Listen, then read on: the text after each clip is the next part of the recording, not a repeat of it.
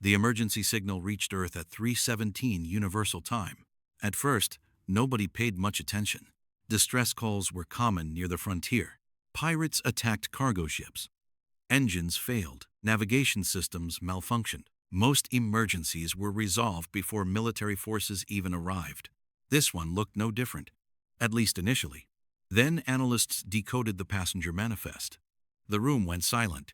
The vessel was a school transport, a civilian shuttle carrying 247 alien children. Its escort ships had already been destroyed. The shuttle itself was heavily damaged, and a pirate fleet was closing in. The nearest Earth patrol group was nearly 6 hours away.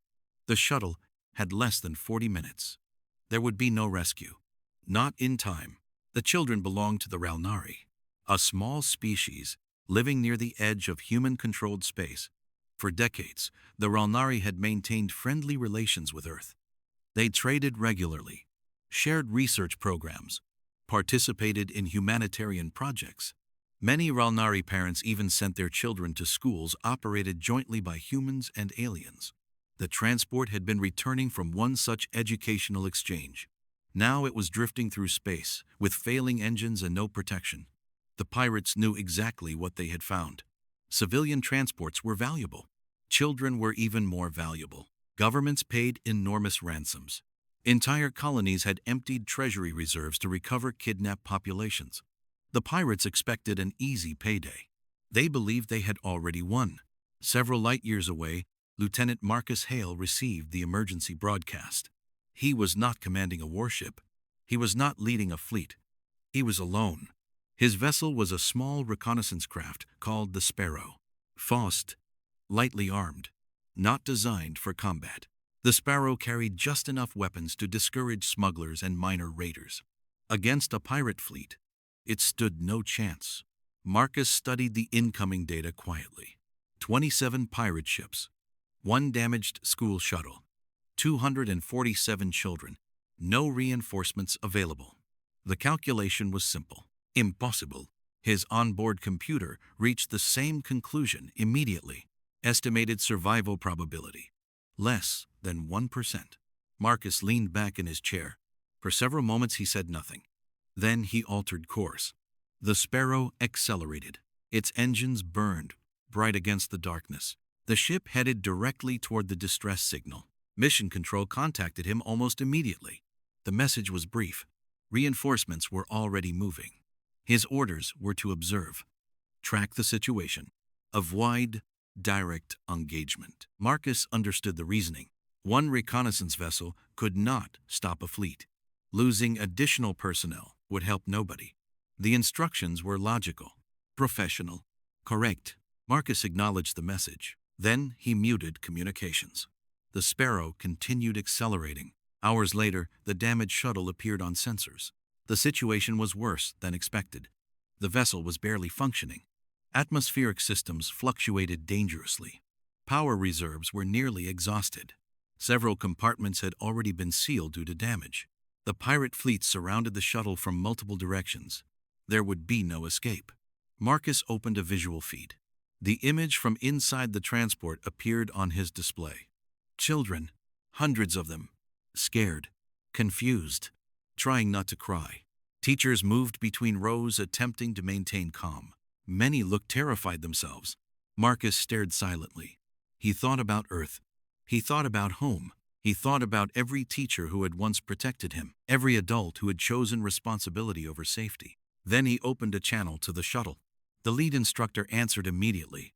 Relief appeared on her face the moment she saw a human uniform. Marcus kept his voice calm, steady, professional. He asked for damage reports, passenger status, remaining life support. He never mentioned the pirate fleet, never discussed the odds.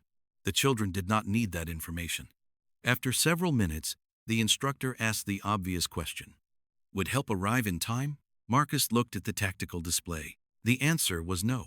He knew it. She knew it. Anyone looking at the data knew it. Still, Marcus smiled. Then he said the words that would later spread across the galaxy. You're not alone anymore. The connection ended. Marcus switched frequencies. A pirate commander answered almost immediately. The alien appeared amused. One small reconnaissance craft facing an entire fleet. The situation was ridiculous. The commander demanded surrender. Marcus ignored him. The commander laughed. Then he offered payment, credits, fuel, safe passage. All Marcus had to do was leave. The pirate seemed genuinely confused when the human refused. After all, no military officer would sacrifice himself for a hopeless situation. Not for strangers. Not for alien children. The commander believed Marcus would eventually act rationally. Instead, the Sparrow accelerated directly toward the pirate formation.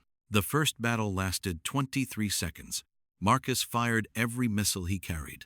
Not at the largest ships. Not at the most dangerous vessels. At communications relays, sensor platforms, coordination systems. The pirate fleet suddenly found itself blinded and confused. Several ships collided while attempting emergency maneuvers. Others opened fire on incorrect targets. The formation fractured. Marcus immediately changed direction. The Sparrow vanished into a nearby asteroid field. The pirates chased him, exactly as he intended. For the next 3 hours, Marcus fought a battle he could never win, and yet somehow refused to lose. He never engaged directly, never remained stationary, never followed predictable patterns. The Sparrow appeared briefly, attacked, disappeared, then attacked somewhere else. The pirates became increasingly frustrated. Every minute spent chasing Marcus was another minute the shuttle survived, another minute closer to reinforcement arrival. The problem was simple. The pirates eventually realized what he was doing, and they adapted. A smaller strike group broke away from the pursuit. 5 ships moved directly toward the shuttle. Marcus saw the maneuver immediately. His jaw tightened, because he had no options left. The Sparrow was running out of fuel. Ammunition reserves were nearly empty. Engine temperatures exceeded safe limits. Everything was failing. Yet the children were still alive. That was enough. Marcus turned the Sparrow around, then accelerated directly at the incoming strike group. The pirate commander could hardly believe what he was seeing. No sane pilot would attack 5 warships alone. Marcus did it anyway. The engagement became brutal. The Sparrow absorbed damage almost immediately. Warning lights flooded the cockpit. Hull integrity dropped. Navigation systems failed. Life support backups activated. Still, he kept flying. Still, he kept fighting. One pirate vessel exploded. Then another. The remaining ships scattered temporarily. The shuttle survived, but the Sparrow paid a terrible price. A direct weapons impact tore through the rear section. Fire erupted across engineering compartments. Critical systems collapsed. The ship began losing power rapidly. Marcus knew the truth instantly. The Sparrow was dying. Mission Control finally re-established communication. Reinforcements were still coming, but not fast enough. An emergency escape pod remained operational. Marcus could still survive. His commanders ordered immediate evacuation. Every procedure demanded it. Every regulation required it. The pod launch sequence appeared on his display. One button, one decision, one chance. Marcus looked toward the shuttle on the tactical screen. 247 children. Still trapped. Still vulnerable. The pirate fleet remained operational. If he left now, they would reach the transport long before help arrived. The escape pod could save him, but only him. Marcus disabled the launch sequence. Then he shut down the warning alarm. Outside the cockpit, flames spread through the damaged vessel. Inside, the human pilot adjusted course once more. The pirate commander contacted him again. This time, there was no amusement in his voice, only disbelief. The commander asked a simple question. Why? Why continue? Why stay? Why die for strangers? Marcus considered the question. Then he answered honestly. Because they're children. Silence followed. Long silence. The pirate commander had no response. Perhaps because some truths are too simple to argue against. The Sparrow accelerated one final time, straight toward the enemy fleet, and across the stars, rescue forces raced desperately against time. But nobody knew whether they would arrive before the human pilot's luck finally ran out. The answer would decide the fate of 247 children, and one stubborn human who refused to leave. The Sparrow accelerated directly toward the pirate fleet. Warning lights covered every surface inside the cockpit.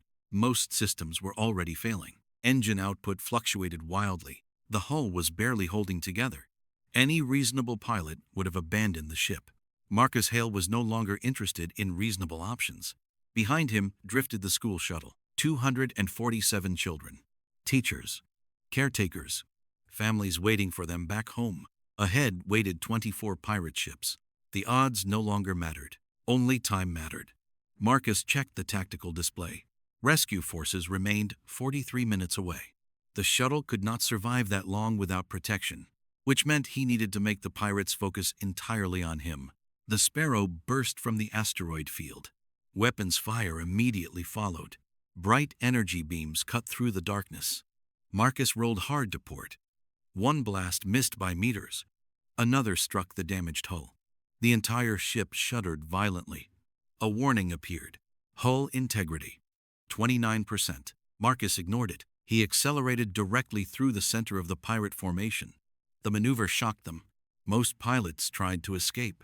Most pilots avoided the strongest concentration of enemy vessels. Marcus did the opposite. The pirate ships scattered to avoid collisions. Formation discipline collapsed. Communication traffic exploded. For several precious minutes, the fleet focused entirely on the lone human pilot. Exactly as intended. Inside the school shuttle, the children watched through observation windows. Many had never met a human before. Some had only seen them in educational programs. Yet there he was. One tiny ship standing against an entire fleet. A young Ralnari child asked a teacher a simple question. Why doesn't he leave? The teacher looked at the burning recon craft visible in the distance. She did not know how to answer, because she was wondering the same thing. Back inside the Sparrow, another alarm activated. Reactor instability. Marcus glanced at the warning, then smiled slightly. An idea had formed. A dangerous idea. The kind of idea pilots usually receive moments before doing something incredibly stupid. Or incredibly brave. Sometimes the difference is difficult to see. He opened a communication channel. The pirate commander appeared immediately. This time the alien looked angry. Not amused. Not confident. Angry. Marcus understood why. 24 ships had spent hours chasing a single recon craft, and they still had not won. The commander demanded surrender again. Marcus laughed. Then he transmitted his reactor readings. The commander's expression changed instantly. The Sparrow's reactor was close to critical failure. If it exploded inside the pirate formation, several ships could be destroyed. For the first time during the battle, the pirates hesitated. Marcus accelerated directly toward the largest vessel, the flagship. The pirate fleet scattered, not because they feared the recon craft, because they feared what it had become. A bomb. The next 20 minutes felt like an eternity. Marcus repeatedly charged the fleet. The pirates repeatedly withdrew. Every minute gained was another minute closer to rescue. Another minute the children remained alive. Then the inevitable happened. A lucky shot struck the Sparrow's primary engine.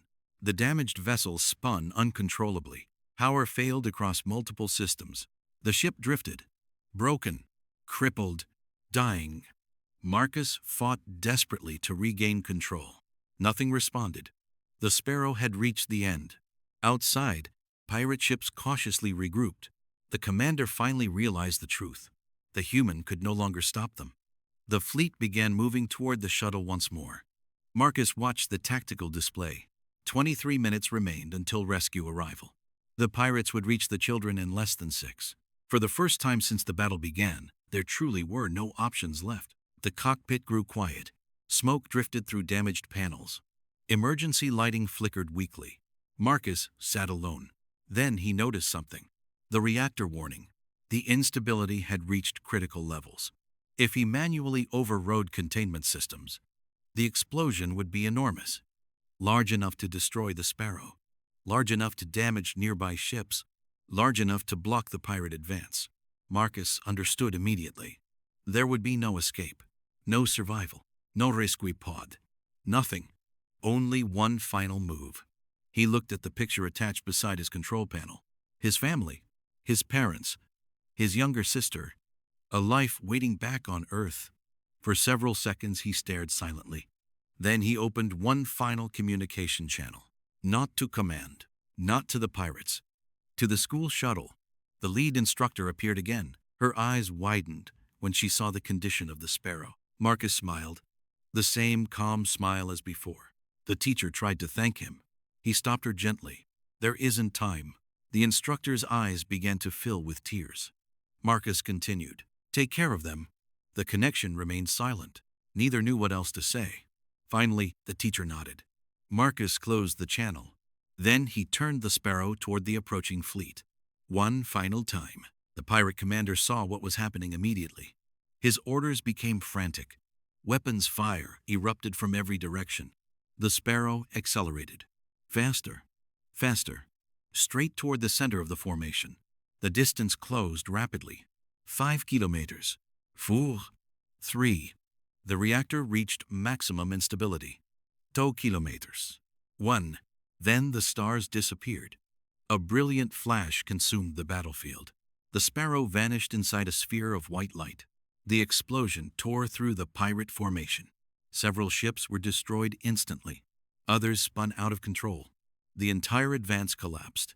For a brief moment, silence returned to space. Then new contacts appeared on sensors. Human warships. Lots of them. The rescue fleet had arrived. The surviving pirates immediately attempted retreat. Most never escaped. Within minutes, the battle was over. The shuttle survived. All 247 children survived. Every teacher survived.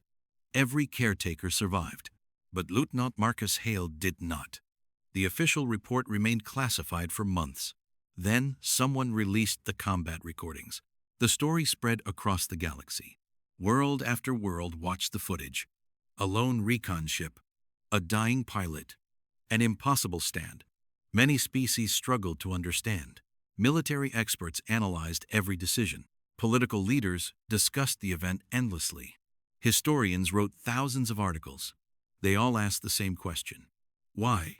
Why would a human give his life for alien children he had never met? Years later, one of those children finally answered the question. She had been 8 years old aboard the shuttle. Now she stood before the Galactic Assembly as an adult. The chamber listened silently. Her speech lasted only a few minutes. Near the end, she spoke about Marcus Hale, about the man most of the galaxy called a hero. Then she said something nobody forgot. We spent years trying to understand why he stayed. The hall remained silent. She smiled softly. Then I met more humans. A few people laughed quietly. She continued, and I realized he stayed because, to him, there was never another choice. The silence returned, because everyone understood. Marcus Hale had never seen himself as extraordinary. He never expected statues, never expected recognition, never expected history to remember his name. He saw children in danger, and like countless humans before him, he simply acted. That became the lesson taught across hundreds of worlds. Not that humans were fearless, not that humans were invincible, not that humans always won. The lesson was simpler. When humans decide someone is under their protection, they become very difficult to stop. Even an entire pirate fleet can discover that truth the hard way. And somewhere above Earth, a small memorial satellite still circles the planet. On its surface, a single sentence is engraved. The final message of Lieutenant Marcus Hale. You're not alone anymore.